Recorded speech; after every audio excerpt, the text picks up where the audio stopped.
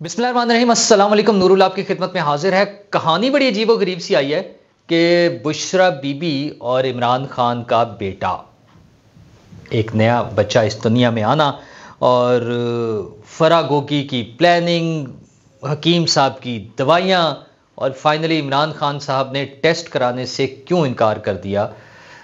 ये एक अजीब व गरीब सी कहानी है जो मैं आपको सुनाऊंगा, लेकिन उससे पहले बताऊं कि कल भी एक कहानी सुनाई गई इमरान खान साहब के हवाले से कि गोरे पहुंच गए इमरान खान को बचाने के लिए, इमरान खान साहब की फेवर के लिए, इमरान खान साहब को जेल से निकालने के लिए और उनसे कंसल्ट करने के लिए आईएमएफ के लोग और यूरोपीय यूनियन के लोग वहां पहुंच गए हैं। साबिर शाकिर साहब ट्वीट कर रहे हैं, अयाज अमीर साहब ट्वीट कर रहे हैं, दोनों के ट्वीट्स आए हुए हैं कि जनाब वहां पहुंच गए हैं गोरे। और हमारे जो है परवेज इलाही साहब, पंजाब के सबसे बड़े डाकू इमरान खान साहब के मुताबिक, और फिर वजीर आला पंजाब साबिक इमरान खान साहब के और इमरान खान साहब की पार्टी के सदर, उन्होंने बयान दे दिया। उन्होंने कहा मैं तो चूंकि खुद वहां उनका हमसाया हूं, मैं वहां मौजूद हूं, मुझे पता है कि वो गोरे आए हैं, उधर से यूरोपीय यूनियन के लोग आए हैं, इमरान खान साहब से मिल रहे हैं, लोगों को इंप्रेशन ये दे रहे हैं कि जनाब बड़ी यस हुई है इमरान खान साहब की, और छाए हुए इमरान खान साहब और लोग उनके पीछे पीछे फिर रहे हैं, तरले मिनते करते। पहले जो एक खबर दी थी ना, दुरानी साहब और बुशरा बीबी जाके मिली एक अहम शख्सियत के साथ कि जनाब सरकार प्लीज बाहर चले जाए, और सरकार ने इनकार कर दिया। तो इस तरह की कहानी है। अब ये गोरों को भिजवाया है। हमने तो कल भी आपसे बात की थी कि ये सब फ्रॉड लग रहा है, झूठ लग रहा है, इस तरह की कोई बात नहीं हो सकती। फिर महकमा जेल खाना जात की तरफ से भी, महकमा दाखिला की तरफ से बड़ी क्लैरिफिकेशन आ गया है। उन्होंने कहा जनाब एक वो आया था, ग्रुप आया था एनजीओ का, और वो जो एनजीओ है क्रिश्चियंस के लिए, मसीही बरादरी के लिए, उनके जो जेल में कैदी होते हैं उनकी फलाह बहबूद के लिए काम करती है वो तंजीम। तो उनसे एक कैदी को मिलने के लिए आए थे, वो एक खास केस में वहाँ पे कैद जो शख्स है, और लेकिन चूंकि वो इजाज़त के बगैर आए थे इसलिए उन्हें अंदर नहीं आने दिया। और इमरान खान साहब से तो मुलाकात पॉसिबल ही नहीं है, उन्होंने कहा ये तो भूल जाए आप, और इतने कैमरे लगे हुए हैं और वो सारा आईजी ऑफिस में रिकॉर्ड होता है, सामने नजर आ रहा है लाइव, तो कोई ऐसा चक्कर ही नहीं है। और जहाँ तक परवेज इलाही साहब का कमाल है झूठ बोलने का, तो उन्होंने कहा वो तो उनसे 500 मीटर दूर हैं, आधा किलोमीटर दूर है इमरान खान साहब से, और वो आज तक उनकी आपस में मुलाकात नहीं हुई वहां पे जेल में। तो उन्हें परवेज इलाही साहब को ये नजर आ गया कि कौन कौन आया था, कौन कौन मिला और क्या बातें हुई हैं, ये ड्रामेबाजी हैं सारी। इमरान खान साहब की असल पोजीशन ये है कि जो उनकी बहन ने बताई है कि वो जनाब बड़े परेशान है और वो कह रहे हैं कि मुझे ऐसे केस में फंसाया जा रहा है जहां मुझे उम्र कैद हो जाएगी, बल्कि अब तो सजाए मौत का भी उन्हें खतरा है ना, कि आई साइफर का केस और 9 मई वाला केस, ये दो ऐसे केस है जिसमें उन्हें कैपिटल पनिशमेंट तक का खतरा है कि मारे गए, लुटे गए, फंस गए और बचना भी नहीं उसमें कोई भी ना। तो ये कैसे मुमकिन है कि एक ऐसे कैदी से यूरोपीय यूनियन से लोग आके मिल रहे हो, आईएमएफ से लोग आके मिल रहे हो, किस चक्कर में? कोई कम से कम यही सोच लिया करे कि यार आप ऐसा झूठ बोलते हुए, लेकिन उन्हें यकीन है, ये झूठ बोलने वालों को, परवेज इलाही साहब हों, इमरान खान साहब हों, साबिर शाकिर साहब हों, अयाज अमीर साहब हों, जितने भी लोग हैं, उन्हें यकीन है कि उनके चाहने वालों ने अक्ल इस्तेमाल नहीं करनी, कोई काम नहीं करना अक्ल का। उन्होंने अंधाधुंध इमरान खान जिंदाबाद, पीटीआई जिंदाबाद, लीडर जिंदाबाद, बस इस चक्कर में रहना है।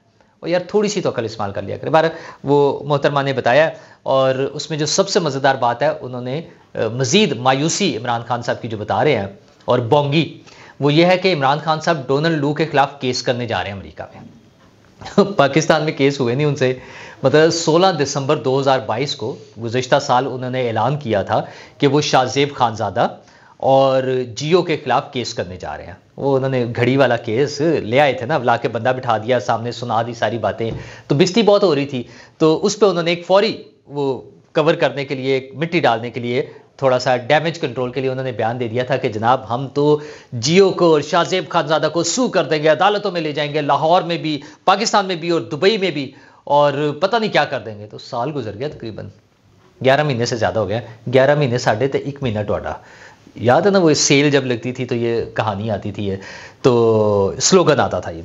तो उस तरह से इमरान खान साहब 11 महीने गुजर गए हैं, तोड़े तो 1 महीना साढ़ा। अब जो है इस 1 महीने में भी आपने क्या करना, वो कोई केस की बात ही नहीं हो रही, तो चले डोनाल्ड लू को फंसाने के लिए, उसके खिलाफ केस करने के लिए, अमरीकियों के खिलाफ केस करने के लिए, मतलब यार। लेकिन फिर वही बात कि इनके चाहने वालों को, उनकी बहन ने जिसने आके स्टोरी सुनाई है, अगर इमरान खान साहब ने भी ये कहा, दोनों को यकीन है कि इमरान खान साहब के चाहने वालों ने इस बारे में कोई अकल इस्तेमाल करके जो होता है ना, रैशनल, कोई लॉजिकल, किसी तरह से नहीं सोचना, बल्कि सोचना ही नहीं है। आप ये समझ लें कि सोचना ही नहीं है, बस अंधाधुंध जिंदाबाद जिंदाबाद बस ना। वो जो इमरान खान साहब याद है कहते थे कि ये तो मेरा, वो शेरू को कहते थे शायद, उस वक्त आ गया था कुत्ते का नाम, कि बस ये है, मैं जो भी कर रहा हूं, मैं गलत भी कर रहा हूं तो वो उसकी हिमायत करेगा, मेरे साथ रहेगा, फिर भी मेरे खिलाफ नहीं होगा। तो अब मैं क्या कहूं इसमें, अब और ज्यादा क्या कहूं। तो जानवर के तौर पे ना इंसानों को अपनी अकल इस्तेमाल करनी होती है, तो अपनी अकल भी इस्तेमाल करनी चाहिए।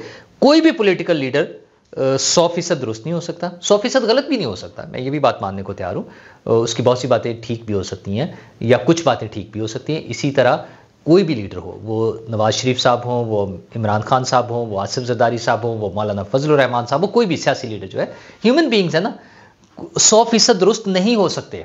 उनकी कुछ बातें गलत भी हो सकती हैं, उन पर तनकीद भी की जा सकती है, उस तनकीद को बर्दाश्त भी करना चाहिए और एक्सेप्ट भी कर लेना चाहिए। कुछ चीज़ें गलत हो जाती हैं ना, तो फिर क्या हो गया। अच्छा, लेकिन बार हमारे यहाँ तो इसी तरह से चल रहा है। तो अब देखते हैं, इमरान खान साहब का जेल में ही ट्रायल है, वहीं पर होना है। वो तोशा खाना, 190 मिलियन पाउंड, ये सारे वहीं पर होने हैं। इसका मतलब ये कि अभी बाहर निकलने की कोई गुंजाइश नहीं है। जो सोच रहे हैं ना कि अपीयरेंस हो जाएगी, लोगों को नजर आएंगे, इलेक्शन और ये वो, भी बड़ी दूर की बातें हैं। कोई ऐसा चक्कर नहीं है। लेकिन इन्हीं सारी बातों में एक बड़ी अजीबोगरीब सी कहानी आई है सामने। कहानी इस तरह से है कि वो फरा गोगी साहिबा बुशरा बीबी को एक हकीम साहब के पास लेकर गई कि आपको अब माँ बन जाना चाहिए, और जाहिर है फिर एक वारिस आ जाएगा और वो लेगेसी को लेकर चलना। इमरान खान साहब के जो पहले बच्चे हैं दोनों, वो चूँकि पाकिस्तान आते ही नहीं हैं, ना वो अपने आप को पाकिस्तानी क्लेम करते हैं। वो अपनी वालदा के साथ अपने नानकों में, अपने नाना के घर और उस फैमिली में वहाँ पर रह रहे हैं और बड़े खुश खुरम रह रहे हैं। पाकिस्तान तो उनका कोई ताल्लुक ही नहीं है। खुद जमाइमा बीबी कहती हैं, अगरचे उनकी इमरान खान साहब से मोहब्बत आज भी कायम है, उन्होंने सपोर्ट भी करती हैं, हर मौके पर सपोर्ट कर रही होती है। खान साहब भी सपोर्ट करते हैं। खान साहब उनके भाई को यहूदी लॉबी से ताल्लुकात के बावजूद, उसमें शामिल होने के बावजूद, इमरान खान साहब उनको सपोर्ट करते हैं। ये अच्छा, उनके साथ जुए के पार्टनर थे। मेयर के इलेक्शन में एक मुसलमान पाकिस्तानी निजात जो थे सादिक खान, उनके मुकाबले में अपने साला साहब को, जमाइमा के भाई को सपोर्ट कर रहे थे। ये सारी चीज़ें हो रही थी। तो वो बच्चे तो पाकिस्तान आने नहीं हैं। तो पाकिस्तान में उनके लिए उनके बाद कौन पार्टी को संभाल रहा होगा और कौन उनकी जायदाद का वारिस होगा, और एसेट्स है ना, बहुत सारी चीज़ें। तो उसके लिए बुशरा बीबी के भी बच्चे होने चाहिए। तो हकीम साहब से मिले और हकीम साहब से कुछ मेडिसिन्स वगैरह ली। हकीम साहब ने मेडिसिन्स भी दे दी। और ये जो अब रिपोर्ट्स आ रही हैं, और हमारे दोस्त इमरान शफकत साहब ने भी ये स्टोरी अब सुना दी है, तो वो बता रहे हैं कि जनाब वो फिर मेडिसिन ने काम भी दिखाया और जो कुछ मसाइल वसाइल होते हैं वो सारे हल हो गए और चीज़ें, अब ये लग रहा था कि बस ठीक है अब ये, लेकिन रिज़ल्ट फिर नहीं आ रहा था। तो फिर हकीम साहब ने सजेस्ट किया कि ठीक है, कोई टेस्ट वेस्ट जो है ना दूसरी तरफ से भी करवा लें। तो खान साहब ने इनकार कर दिया, उनका जी मैं किसी टेस्ट वेस्ट में नहीं जा रहा ना।